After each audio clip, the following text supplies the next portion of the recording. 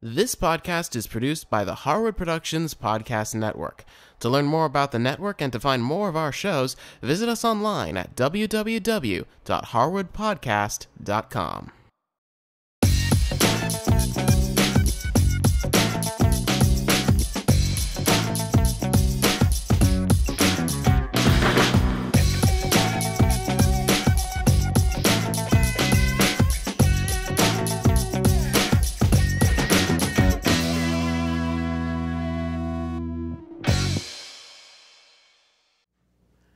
Hey there everyone, and welcome back to In Range. I'm Cameron Harris, and this is episode number 21.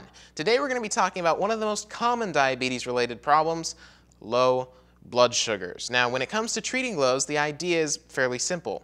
Eat carbs. Pretty easy, right? But there are a couple of things you want to keep in mind when you're treating a low. Now, when you go low, you of course want to get some carbs into your system to bring you back up. But one of the questions you have to ask yourself is, how many carbs? Now, in my case, the formula that I use is if I'm low but I'm above 60, then I have a half of a carb. If I'm below 60, then I have a whole carb.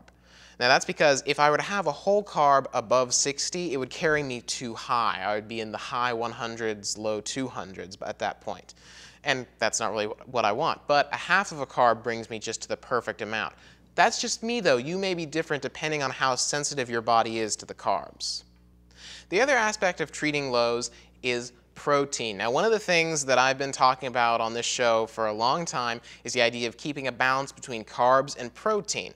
Because normally, protein slows down the rate at which carbs are absorbed into your body, and that causes them to kind of raise you up gradually instead of going in and out really quickly and then you crash. When it comes to lows, though, the rule no longer applies. Because if you have too much protein when you're treating a low, then the carbs won't go in you fast enough and you'll stay low longer. Not good. Finally, after you've treated your low, be sure to test 10 or 15 minutes afterwards just to make sure that you're heading back up, you're in the right direction, and that you had enough carbs.